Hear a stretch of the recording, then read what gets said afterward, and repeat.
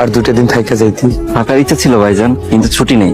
আবার আসবো ভাইজান। আমি তো আসবো না যতক্ষণ পর্যন্ত ভাইজান আমাদের বাসায় বেড়াতে না আসবে, ততক্ষণ পর্যন্ত আমি আসবো না। কবে আমাদের বাসায় আসবেন? আগে টাকা জমা দাও, ফ্ল্যাটে উঠো, পরেরটা পরে দেখা যাইবো। তোর ব্যাংকে টাকা জমা হয়েছে?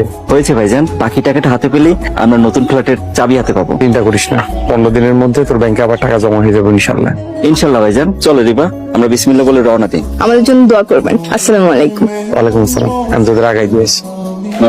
ব্যাংকে টাকা জমা দেওয়া বসে 3 কিস্তিতে সব টাকা তো। তাহলে নাইম রেখে ফোন করে লই। ঠিক আছে।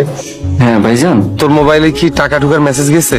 হ্যাঁ ভাইজান, টাকা পেয়েছি। আচ্ছা ফোন, আমি তাহলে এখন রাহি। মাদ্রাসা চাচার লগে রেজিস্ট্রি অফিসে যাইতে হইব। আচ্ছা ভাইজান। নাসির, তুই তো তোর ছোট ভাইয়ের সবই দিয়ে দিবি, নিজের জন্য তো কিছুই রাখলি না। তোর চলবো কেমনে? মায় যখন মরে যায় তখন নাইমের বয়স 10 বছর। আল্লাহ আমাকে চালাই নিছে না, আমরা তো ঠিকই নাই। আল্লাহ ভরসা, চইলা যাইব। তোর যে কোন ভূতে ধরছে আল্লাহ মাহফুজ জানে। তোর এই সিদ্ধান্তটা আমার মোটেও পছন্দ হইল না। কি করুম কন, ভাইয়ের লেগে তো আমার জান হাজির। এই সামান্য জমি কোনো ব্যাপার না। তোদের মতন এরকম ভাই ভাইয়ের ভালোবাসা আমি জীবনে কোনোদিন দেখিও নাই, আর কখনো শুনিও নাই। রেজিস্ট্রি অফিসে চলে।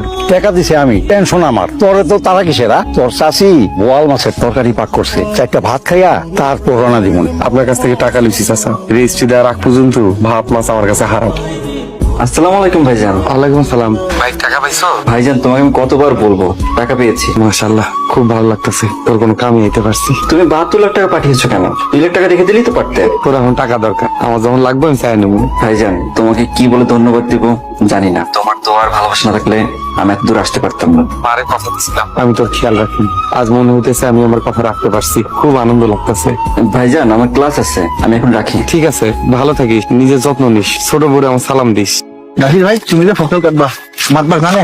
মাছ ধরার লাগে দফা করে তো জমি বেচছি। তাহলে তো কোনো সমস্যা নেই, চলো খেয়ে দেন। আমি থাম তোরা। নাসির, তুই যে আমারও না জানাইয়া ক্ষেতের ফসল কাটতে আইছস কামলা নিয়া, কামটা কি তুই ঠিক করছস? চাচা, জমির ফসল তো আমি বুনছি, আপনি তো কইছিলেন এবারে ফসল আমি কাটতে পারবো। আপনি মনে হয় ভুলে গেছেন। আদের কথা কইস না। আপনি কিন্তু কথা দিছিলেন ফসল কাটতে দেবেন, এখন বাধা দিতেছেন কেন? আমার জমিনের ফসল কাটবি, আমি বাধা দিব না। তুই থাকস কোন দুনিয়ায়? জমির ফসল তো আমি বুনছি। তোর কি মাইরা খেদাই দিব?